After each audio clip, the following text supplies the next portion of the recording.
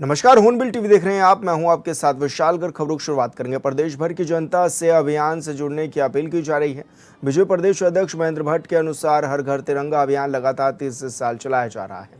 उन्होंने जानकारी दी कि राजधानी देहरादून में तिरंगा यात्रा निकाली गई। अब कल और परसों जिला मुख्यालय स्तर पर भी यात्राएं होंगी। इसके बाद मंडल और बूथ स्तर पर कार्यक्रम भी आयोजित किए जाएंगे।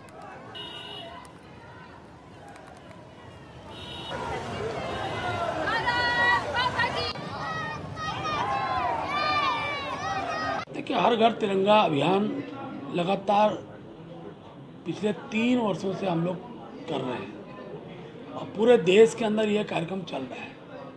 प्रधानमंत्री मोदी जी ने तिरंगे के महत्व को, युवाओं को तिरंगे के प्रति उसका भाव और राष्ट्र प्रेम का भाव और समान एकता का जो भाव है वो तिरंगा पकड़ते खड़ा होता है। इसलिए प्रत्येक नागरिक अपने घर के ऊपर तिरंगा खड़ा करे।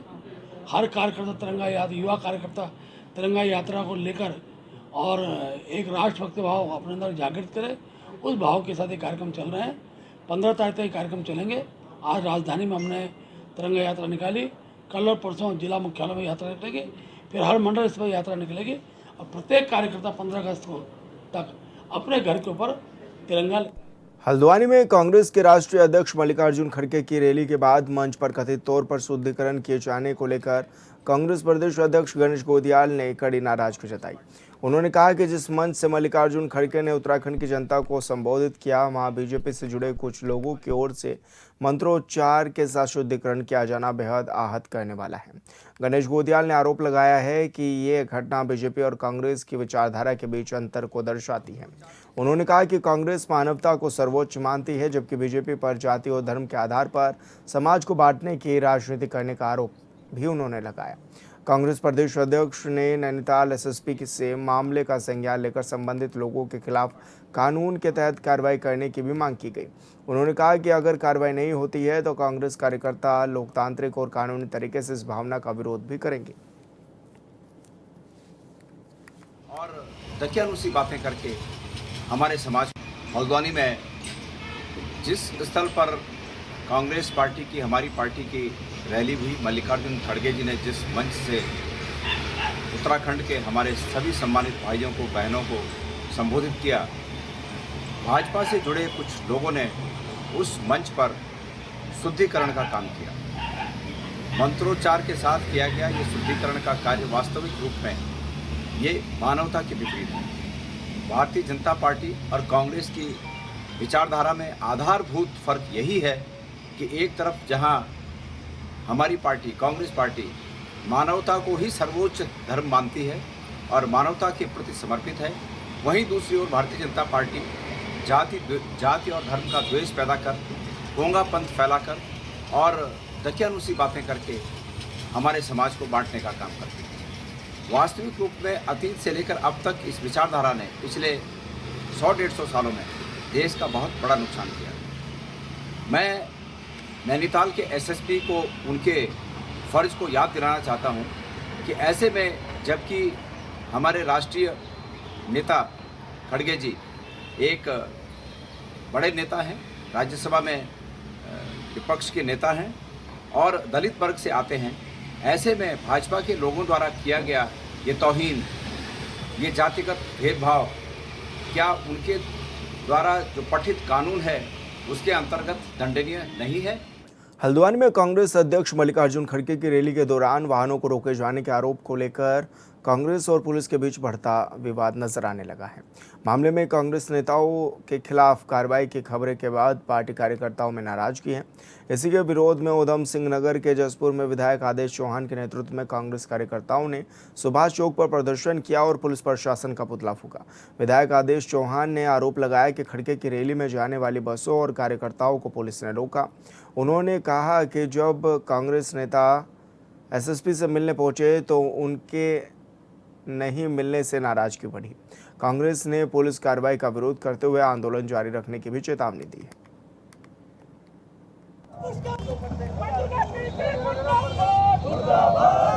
देखिए, नैनीताल पुलिस हमारे कांग्रेस के वरिष्ठ नेताओं के खिलाफ मुकदमा दर्ज करना चाहती है। क्योंकि उस दिन जब हमारे खड़के जी 8 तारीख को हल्द्वानी आने थे तो वहाँ की पुलिस प्रशासन ने तमाम बसों को रोकने का काम किया, तमाम हमारे जो कार्यकर्ता जा रहे थे उनके रास्ते में अवधान डाला। तो हमारे कुछ नेता क्योंकि एसएसपी से मिलने वहाँ गए, लेकिन एसएसपी वहाँ मिलने के बजाय ऑफिस छोड़ के चले। तो इसको देखकर थोड़ा बहुत रोष हमारे नेताओं में हुआ, लेकिन उसको वो दूसरा रंग देना चाहते हैं। उसके खिलाफ कांग्रेस पार्टी सड़कों पर है। इसी को लेकर आज उत्तराखंड में पुलिस प्रशासन का पुतला दहन किया। उत्तराखंड में अल्पसंख्यक बच्चों को शिक्षा की मुख्य धारा से जोड़ने की सरकार के मंशा को झटका लगा है। राज्य में अल्पसंख्यक शिक्षा प्राधिकरण का गठन 1 जुलाई को मदरसा बोर्ड खत्म करने के बाद हुआ था। 1 महीने से ज़्यादा समय बीत चुका है। मात्र 1% मदरसे ही शिक्षा विभाग और प्राधिकरण से मान्यता ले पाए हैं। राज्य के 452 मदरसों में से अब तक केवल 7 मदरसों को ही शिक्षा और प्राधिकरण की मान्यता मिली है। देहरादून के जिला अल्पसंख्यक कल्याण अधिकारी की ओर से भी प्राधिकरण को रिपोर्ट जांच दी गई है और कुछ मदरसों ने मान्यता लेने से इसमें साफ इनकार भी कर दिया है। कुछ मदरसों ने जांच टीम को कोई सूचना भी नहीं दी है। लगातार ये सुनने में आ रहा है कि बहुत सारे लोग अपना रजिस्ट्रेशन जानबूझ के नहीं करा रहे हैं, उनको गुमराह किया जा रहा है। अगर वो गुमराहियत में रहेंगे तो कल को मदरसों के ऊपर चाबुक चलना तय है। लेकिन अगर वो बच्चों को कुरान के दर्स के साथ साथ उत्तराखंड माध्यमिक शिक्षा परिषद का भी सिलेबस देंगे तो वो उनकी हिफाजत कर पाएंगे। मदरसा एक अरबी का शब्द है जिसका हिंदी अनुवाद विद्यालय होता है, इंग्लिश में स्कूल कहते हैं। तो मुस्लिम बच्चों को भी सारी शिक्षा का अधिकार मिले, वो अपने धर्म को पढ़ते पढ़ते समाज को और अपनी जो संस्कृति है उसके बारे में भी वो जाने, देश और दुनिया के बारे में जाने। इसकी सरकार की एक ईमानदार कोशिश थी। जो लोग जानबूझकर रजिस्ट्रेशन नहीं करा रहे, ऐसे लोगों के खिलाफ कार्रवाई होगी। वो मदरसे बंद होंगे और उन मदरसों के बंद करने के बाद उन बच्चों को, सब बच्चों का एडमिशन स्कूल में कराया जाएगा जो बराबर के विद्यालय होंगे। इसलिए मेरा अनुरोध है तमाम मुस्लिम धर्मगुरुओं से, तमाम उलेमाओं से कि वो अपने अपने रजिस्ट्रेशन बहुत संजीदगी से करा लें, क्योंकि अगर कल को मदरसों के ऊपर कोई आंच आती है तो उसकी समझ जिम्मेदारी उन्हीं उलेमाओं की, उन्हीं मौलानाओं की होगी जो मदरसा के संचालक हैं। क्योंकि आपको रजिस्ट्रेशन कराने के लिए अब कानून बन चुका है, इसमें कोई कोताही न बरती जाए, लापरवाही न बरती जाए, किसी के कहने में, किसी के बहकावे में ना आए, अपना रजिस्ट्रेशन कराएं। 8 अगस्त को कांग्रेस के राष्ट्रीय अध्यक्ष के कार्यक्रम के दौरान वाहनों को रोके जाने और पार्टी नेताओं कार्यकर्ताओं के साथ कथित दुर्व्यवहार के विरोध में कांग्रेस ने अपनी आवाज़ बुलंद की। ये कांग्रेस जिला अध्यक्ष भूपेंद्र भोज कुड्डू के नेतृत्व में आयोजित भी इस दौरान की गई। इस दौरान वक्ताओं ने लोकतांत्रिक अधिकारों, जनभावनाओं और अभिव्यक्ति की स्वतंत्रता के सम्मान की मांग करते हुए कहा कि सरकार आते जाते रहती है, पर किसी भी अधिकारी को इस तरह का दुर्व्यवहार करने का अधिकार नहीं है। देखिए 8 अगस्त को जिस तरह से नैनीताल एसएसपी के द्वारा जो इस तरह से तानाशाही वहाँ पे रवैया अपनाया गया, जिस तरह से हमारी गाड़ी को रोकने का काम किया गया, हमारे जो कार्यकर्ता है जब से उनको उतार के उनको धमकाने का काम किया गया, डराने का काम किया गया, उनको बैरिकेडिंग लगाकर जो उनको रोकने का काम किया गया, उसके खिलाफ जो आज कांग्रेस ने नैनीताल के एसएसपी जो है मंजुनाथ टीसी, उनका यहाँ पे पुतला दहन किया है। साथ साथ इस प्रदेश के मुखिया जो हमारे पुष्कर धामी जी है, उनका भी हमने यहाँ पे पुतला दहन किया गया। और जिस तरह से भारतीय जनता पार्टी की सरकार इन प्रशासनिक अधिकारियों को दबाव में लेकर हमारे कार्यक्रम को रुकवाने का काम कर रही है, वो समझ ले कि सत्ताएं जो है आती और जाती रहती है और कांग्रेस ऐसे जो भी आप लोग डराने का काम करें, धमकाने का काम करें, इससे कांग्रेस डरने वाली नहीं है। और निश्चित रूप से जो है 2027 में कांग्रेस की सरकार जो है इस उत्तराखंड राज्य में आएगी। बीजेपी के कार्यकर्ताओं ने थराली विधायक भोपाल राम टमटा के नेतृत्व में देवाल बाजार में भव्य तिरंगा यात्रा निकाली। यात्रा में राजकीय इंटर कॉलेज समेत शिशु मंदिर, विद्या मंदिर स्कूल के छात्र छात्राएं भी सम्मिलित हुए। इस दौरान भारत माता की जय और वंदे मातरम के नारों से पूरा देवाल बाजार गूंज उठा। थराली विधायक भोपाल राम टमटा और देवाल ब्लॉक प्रमुख तेजपाल रावत ने इस योजना आयोजन में सम्मिलित छात्र छात्राओं का आभार व्यक्त करते हुए सभी से अपने अपने घरों पर तिरंगा फहराने का भी आह्वान किया है।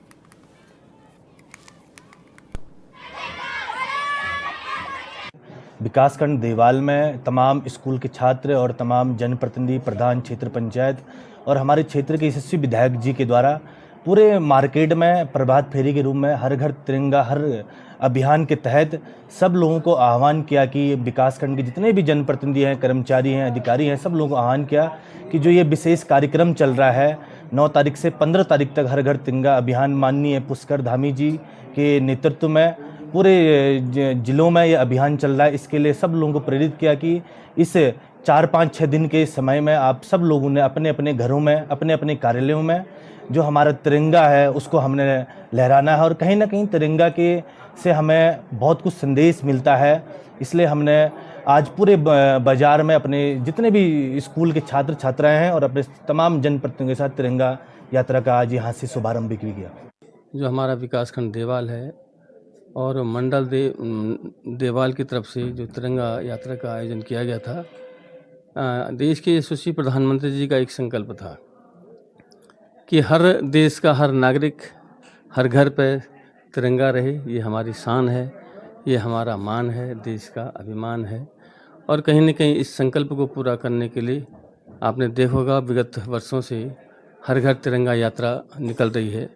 और उसी के साथ आज देवाल विकासखंड में भी ये यात्रा निकल गई थी, जिसमें हमारे भारतीय जनता पार्टी परिवार के साथ तमाम स्कूल के बच्चों ने भी प्रतिभाग किया और एक शानदार तिरंगा यात्रा आज यहाँ पर आयोजित की गई है। मैं सभी विद्यालय के प्यारे बच्चों को बहुत बहुत बधाई देना चाहता हूँ। 2027 विधानसभा चुनाव को लेकर उत्तराखंड में सियासी तैयारियां तेज हो गई हैं। बीजेपी संगठन को मजबूत करने और सरकार के कामकाज को जनता तक पहुंचाने में जुटी है, तो वहीं बीजेपी विधायक भी अपने अपने विधानसभा क्षेत्रों में सक्रिय नजर आ रहे हैं। इसी कड़ी में ऑनबिल टीवी ने बीजेपी विधायक उमेश काऊ से खास बातचीत की, जिसमें उन्होंने 2027 के चुनावी रोड मैप, तिरंगा यात्रा, क्षेत्र में हुए विकास कार्यों और जनता के बीच अपनी पकड़ समेत कई मुद्दों पर खुलकर बातचीत की है। विधायक उमेश शर्मा काऊ जी हमारे साथ मौजूद हैं। सर, तिरंगा यात्रा निकाली जा रही है, किस तरह का माहौल अभी बन रहा है, और क्योंकि 15 अगस्त भी नजदीक है। प्रधानमंत्री जी के आह्वान, हमारे मुख्यमंत्री जी के निर्देश पर हर घर तिरंगा और घर घर तिरंगा, ये लगातार 9 तारीख से मुख्यमंत्री जी भी तिरंगा यात्रा में थे, हम लोग भी सब साथ थे। उसके बाद कल भी तिरंगा यात्रा थी हमारी, आज भी है, और 15 तारीख तक रोज तिरंगा यात्राएं रायपुर विधानसभा के विभिन्न क्षेत्रों में चल रही हैं। और ये राष्ट्रीय गौरव है, राष्ट्रीय सम्मान की है। तिरंगा हमारी शान है, आन है, और बहुत कुर्बानियों के बाद ये तिरंगा हमें प्राप्त हुआ और इसका बहुत लंबा इतिहास है आज़ादी का। लेकिन आज हम सब का ये फर्ज और कर्तव्य और ड्यूटी है कि अपने तिरंगे का हम घर में लगाएं और उसका सम्मान करें, और हर घर में के जितने भी क्षेत्रवासी हैं उनको प्रेरित करें कि वो अपने अपने घरों में झंडा लगाने के राष्ट्रीय सम्मान को, राष्ट्रीय गौरव को ही पहचान बनाएं। अच्छा सर, क्या कुछ आप अपील भी लोगों से भी करना चाहेंगे कि अपने घरों पर तिरंगा भी फहराएं? और दूसरा, जिस तरह से देशभक्ति का जज्बा भी देखने को मिल रहा है, क्या मानते हैं आप, क्योंकि जिस तरह से स्वतंत्रता दिवस हम लोग मनाते हैं, क्या कुछ उसके मायने भी हैं, किस तरह से देखते हैं? मैंने अभी बताया ना आपको कि हम आह्वान भी कर रहे हैं, प्रधानमंत्री जी ने आह्वान किया है, मुख्यमंत्री जी ने आह्वान किया है, हमारी पार्टी के शीर्ष नेतृत्व ने आह्वान किया है, हमारी पार्टी के सभी कार्यकर्ताओं ने हर क्षेत्र में हर क्षेत्रवासी से इस झंडा लगाने में सहयोग देने के लिए निवेदन किया है। हमारा संगठन मजबूती के साथ आने वाले समय में घर घर तिरंगा पहुंचाने का काम भी कर रहा है। सर, 2027 के लिए क्या कुछ चुनावी तैयारियां भी हैं आप लोगों की? देखो, प्रधानमंत्री जी के नेतृत्व में, मुख्यमंत्री जी के नेतृत्व में और भारतीय जनता पार्टी के संगठन में, भारतीय जनता पार्टी का बहुत मजबूत संगठन होता है, उसके साथ मिलकर हम रायपुर विधानसभा में जो नहीं भी हो सकता था वो काम मुख्यमंत्री जी के निर्देश पे, उनके सहयोग से हम कर रहे हैं।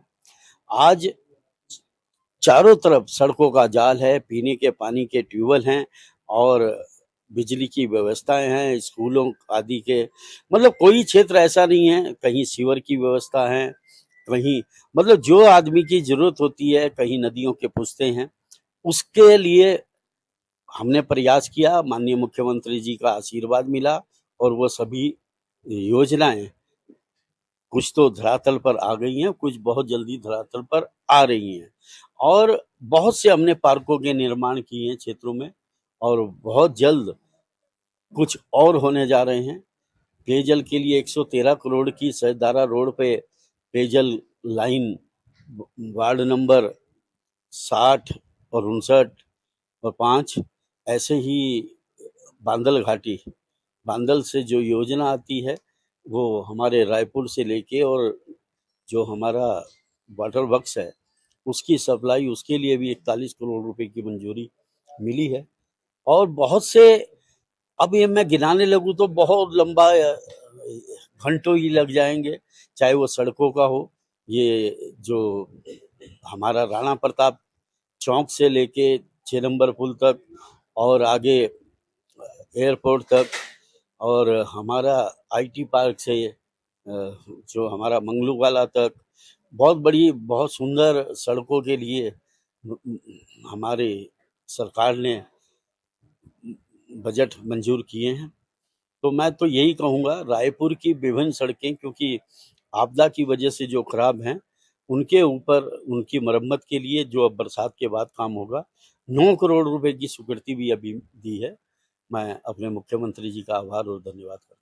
सर, क्योंकि आपदा प्रभावित कुछ क्षेत्र भी है आपका, उसको किस तरह से काम लगातार जारी है कि और आगे के लिए क्या कुछ रणनीति अपनाई गई है कि लोगों को ज़्यादा जद्दोजहद ना झेलनी पड़े, ज़्यादा परेशानी का सामना ना करना पड़े? देखिए, ये जो अभी 10 दिन पहले जो बारिश आई, पूरे उत्तराखंड में 24 घंटे के अंदर मालदेवता क्षेत्र में 2330 मिलीलीटर बारिश हुई, जो पूरे उत्तराखंड का रिकॉर्ड बना।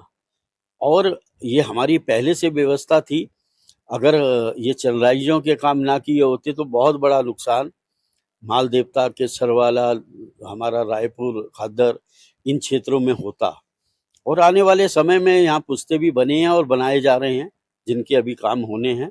मैं धामी जी का बहुत धन्यवाद करता हूँ, जिन्होंने व्यक्तिगत रुचि लेके जब भी वहाँ बाढ़ से प्रकोप हुआ, धामी जी स्वयं मेरे साथ आए और वहाँ लोगों का दुख उन्होंने बांटा, और उनके साथ वो जो योजनाओं को स्वीकृति दी है, उससे आने वाले समय में मालदेवता क्षेत्र पूरा सुरक्षित रहेगा। अच्छा, महिलाओं के लिए क्या कुछ काम आप लोग कर रहे हैं? आपकी विधानसभा में किस तरह से काम हो रहे हैं कि उनके रोजगार से संबंधित? महिलाओं के लिए समूह में हम लखपति दीदी के रूप में उनको कई तरह की योजनाएं हमारी जो महिला विभाग है या कोऑपरेटिव विभाग है उसके द्वारा उन्हें लोनिंग की सुविधा बिना ब्याज के कर रही है।